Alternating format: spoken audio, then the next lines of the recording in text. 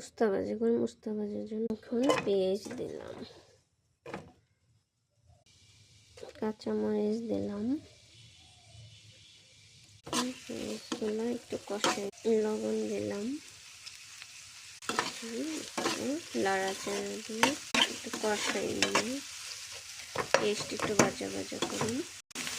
চিংড়ি মাছ দিলাম,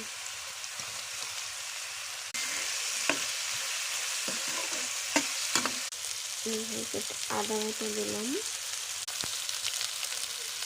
আদা বাটা দিয়ে একটু ভেজে নেব যাতে গন্ধটা না থাকে।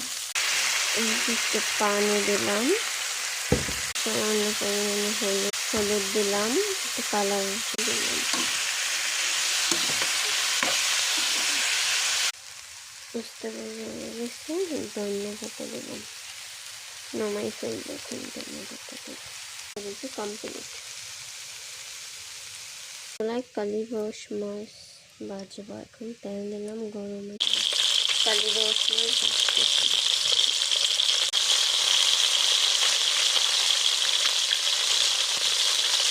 তেলে পেঁয়াজ দিলাম,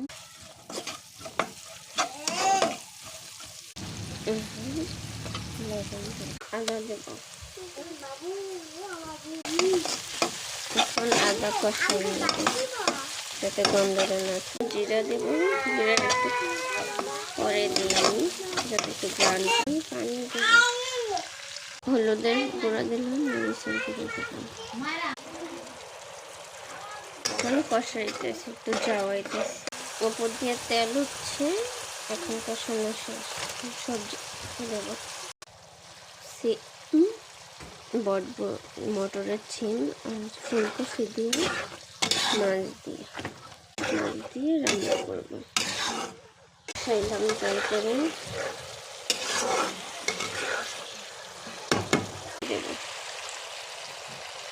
পানি দিলাম, মাছ দিলাম, এখন রান্না করবো।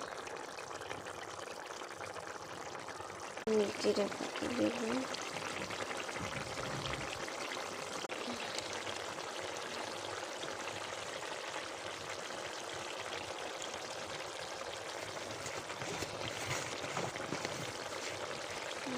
কমপ্লিট।